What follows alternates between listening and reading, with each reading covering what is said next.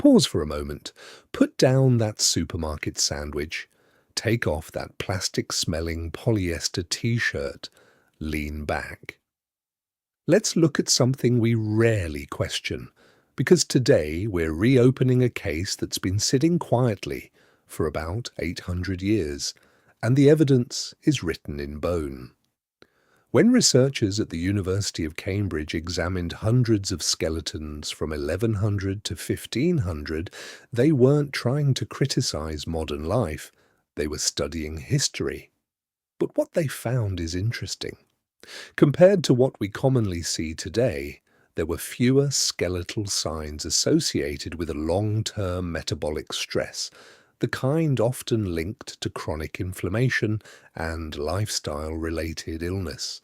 To be clear, medieval life was harsh. People faced infections, injuries, and limited medical care. But metabolically, the pattern looks different. So instead of romanticizing the past, maybe we should ask a better question. What changed? Let's start with bread. Modern commercial bread can be made in under an hour, efficient, predictable, profitable. But historically, bread often took close to 24 hours, and that wasn't accidental. Grains contain natural compounds like phytic acid that can bind minerals and reduce absorption, and traditional fermentation helps break some of that down while beginning the digestive process before the bread even reaches your stomach. Old bakeries used wooden troughs where naturally occurring bacteria lived in the cracks of the wood. The dough rested, it transformed. Then, in 1961, the Chorleywood bread process dramatically accelerated industrial baking, increasing consistency and scale. And around the same era, the Green Revolution introduced high-yield wheat varieties that helped feed millions, an enormous global achievement.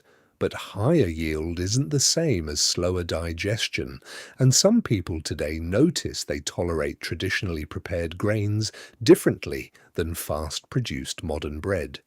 That doesn't make the past magical, it just reminds us that time used to be part of the recipe.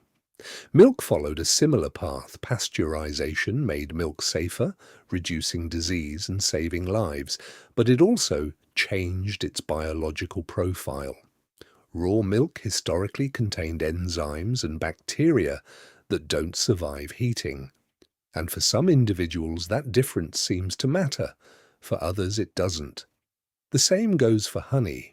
Raw honey contains trace enzymes and pollen, while many commercial varieties are filtered and heated for uniformity and shelf life. It's still sweet, but not quite the same. Even eggs reflect environment, as hens that forage outdoors on varied diets produce eggs with different fatty acid compositions than hens raised on standardized feed. Nutrition isn't just about the food, it's about how the food was raised. Now consider something less obvious: buildings. Medieval stone homes used thermal mass, thick walls that absorbed heat and slowly released it over time, while Scandinavian log houses and Icelandic sod roofs worked with natural insulation principles. Modern homes are engineered for efficiency and speed of construction, relying heavily on active heating and cooling systems. One model stores energy, the other consumes it continuously. Different priorities, different trade-offs. Clothing tells the same story. Polyester is affordable, durable, easy to produce, but it's plastic. Whereas linen, used for thousands of years, breathes differently, handles moisture differently, and ages differently. We replaced biological materials with synthetic ones, often for practical reasons, but every replacement has consequences. Durability might be the clearest shift of all. Traditional vegetable tanning of leather took months, sometimes more than a year, producing resilient material that aged slowly, while modern chrome tanning reduced that timeline dramatically. Faster production, lower cost, shorter lifespan. Zoom out and a pattern emerges. We optimized for speed, they optimized for endurance. This isn't about going backward. Modern medicine, sanitation, and agriculture have extended life expectancy in extraordinary ways. But somewhere along the line, fermentation time, curing time, and building time began disappearing from our systems. And maybe that matters more than we think. If you feel constantly bloated, fatigued, or dependent on systems that fail the moment the power goes out, maybe it's not just personal discipline, maybe it's design. So, here's the takeaway. Reintroduce time where you can. Choose less processed when possible. Pay attention to materials. Ask how things are made, not just what they cost.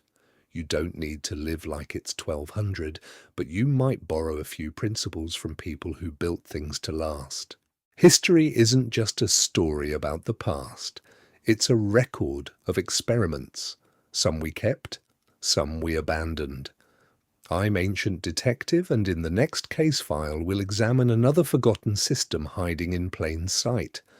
So if this made you pause even for a moment, subscribe and ring the notification bell.